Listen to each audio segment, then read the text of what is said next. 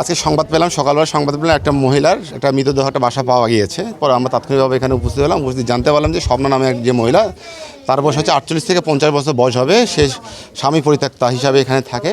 তার এটা হচ্ছে তার বাবার বাড়ি, কিন্তু এটা তার বোনের বাড়ি। এই বাসায় সে থাকে, মাঝে মাঝে সে ঢাকা থাকে। তার এক কন্যা, উনিও ঢাকা থাকেন। তো গত 1 থেকে 1.5 মাস আগে নাকি সে ঢাকায় অবস্থান করছিল। গত 4 দিন আগে এখানে এসেছে। আজকে সকালবেলায় ওনার ভাতিজা ওনাকে ডাকাডাকি করছে, যখন পায়নি তখন তার ভাইকে বলে, তার ভাই এসে এই দরজা জানলা বন্ধ অবস্থায় মেন গেটটা খোলা অবস্থায় পায়। পাশাপাশি সে দেখে যে এই তার মৃতদেহটা তার বিছানার উপর পড়ে আছে। তাৎক্ষণিকভাবে আমাদেরকে সংবাদ দিলে আমরা আসছি। আমরা এসে প্রাথমিক অবস্থায় আমরা সুরতাল রিপোর্ট প্রস্তুত করার পরে এখন আমরা আমাদের যে মতামতের জন্য আমরা বিশেষজ্ঞ মতামতের জন্য পিএমের জন্য পাঠাবো।